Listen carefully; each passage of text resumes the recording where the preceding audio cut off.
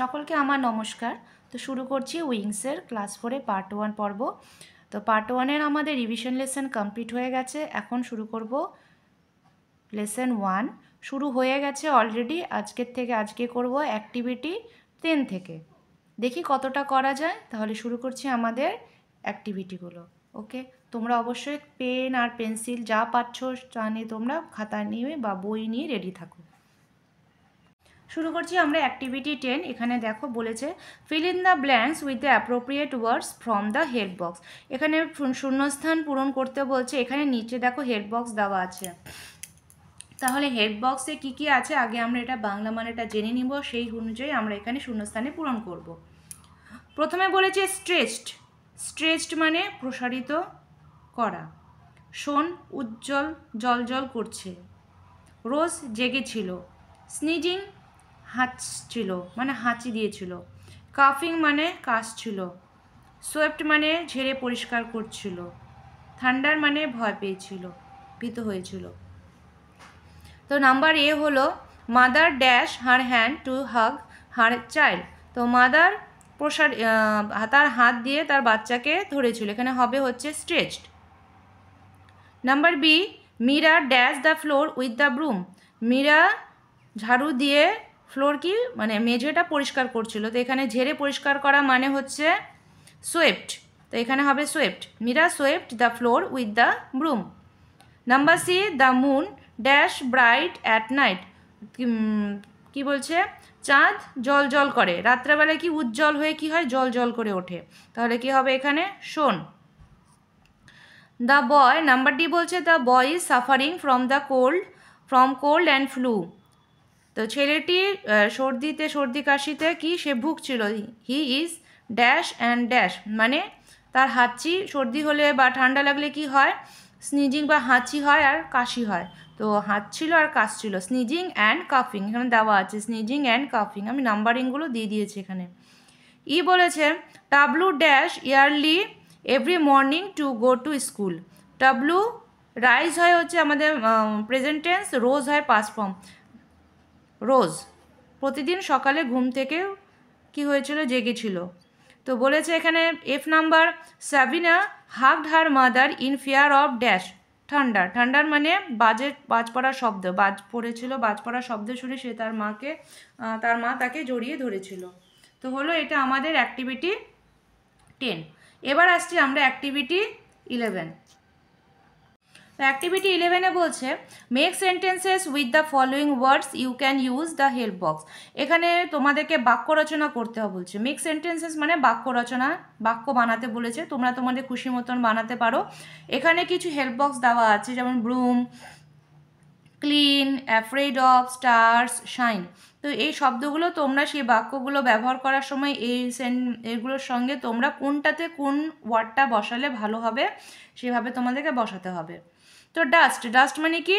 ধুলো। তাহলে বলছে এখানে we use a broom to clean up the dust. আমরা কি ঝাড়ু দিয়ে ধুলো পরিষ্কার করি। থান্ডার মানে বলেছি বাজ পড়া শব্দ। My brother is afraid of thunder বা ফিয়ার অফ থান্ডার লিখতে পারো তোমরা। Sky star shine in the sky. তারাগুলো আকাশে জলজল করছে। তাহলে তোমরা হয়ে গেল স্কাই দিয়ে star shine in the sky. এখন এখানে তোমাদের কি বলছে? Let's rams by using appropriate word you may take word from the help box. এখানে হেল্প বক্সে কিছু ওয়ার্ড দেওয়া আছে, সেই ওয়ার্ডগুলো এখানে বসাতে হবে কোনটার সঙ্গে কোনটা মিলবে সেই অনুযায়ী তোমাদের এখানে ওয়ার্ডগুলো বসাতে হবে।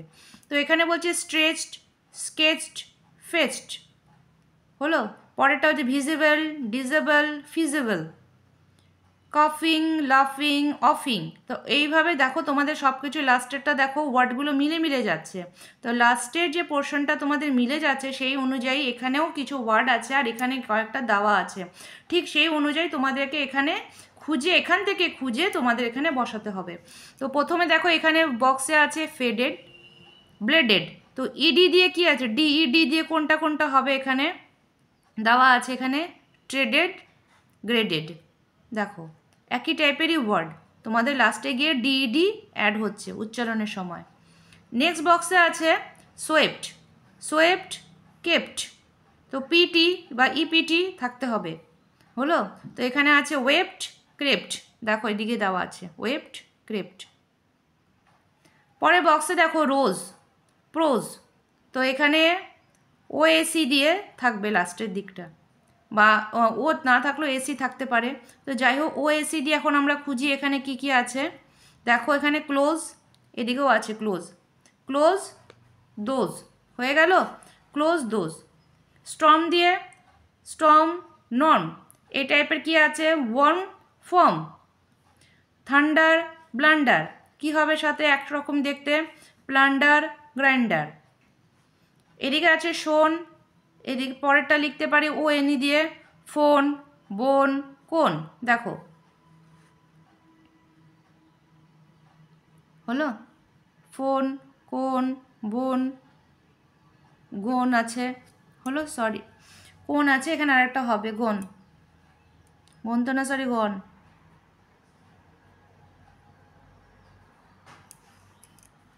ওকে, এর পরেরটাই আমরা এক্সারসাইজে আবার আসছি।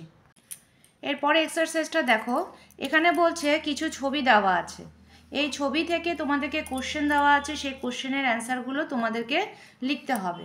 তাহলে আমরা এখন দেখো এখানে ছবির মধ্যে কী কী আছে, একটা গ্রামের ছবি, এই গ্রামের ছবির মধ্যে সাইডও কি আছে, পাহাড় আছে, সিন আছে, সব কিছু আছে, সেই হিসাবে প্রশ্নগুলো সেট করা হয়েছে, সেভাবে তোমাদেরকে এখন উত্তর দিতে হবে।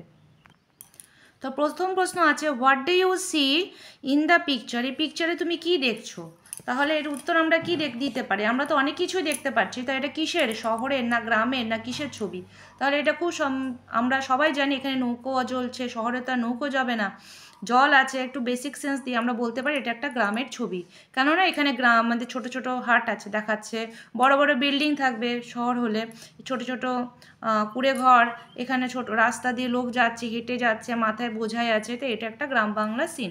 তাহলে আমরা কি লিখতে পারি,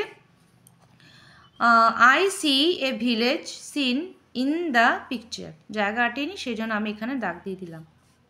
নাম্বার বি বলছে what do you see in the sky, আকাশে কি দেখছো, এখানে কি দেখাচ্ছে, আকাশে দেখাচ্ছে যে অনেকগুলো পাখি উড়ে যাচ্ছে, তাহলে আমি কি লিখতে পারি এটা এখানে, I see birds flying in the sky, হলো বার্ডস আর ফ্লাইং ইন দ্য স্কাই, এটা কিন্তু নিচেরটা কিন্তু এটার সঙ্গে না। নাম্বার সি বলছে where are the person going along the road, লোকগুলো কোথায় যাচ্ছে, তাহলে আমরা অ্যান্সার লিখব the persons are going to the market along the road, আমি এখানে অ্যারো দিয়ে দেখিয়ে দিয়েছি যেহেতু অ্যান্সারটা অনেকটা বড় হবে।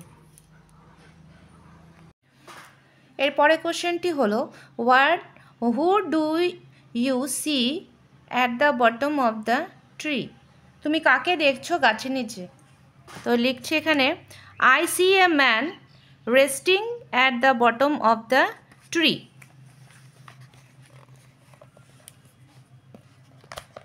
হলো। Next E number what is there in the river, রিভারে কি আছে, there is a boat in the river. F number who is sitting under the tree, a tired man is sitting under a tree. তো হয়ে গেল আমাদের এক্সারসাইজগুলো, এরপরের activity এর পরের দিন আবার আলোচনা করব। আজ এ পর্যন্তই থাকছে, আশা করি তোমরা বুঝতে পারছো, তোমাদের ভালো লাগছে, আর পারলে তোমরা সাবস্ক্রাইব করে নিও চ্যানেলটি, আরও সুন্দর সুন্দর আরও নতুন নতুন ভিডিও নিয়ে তোমাদের সামনে আবার আসবো। আজ এ পর্যন্ত রাখছি।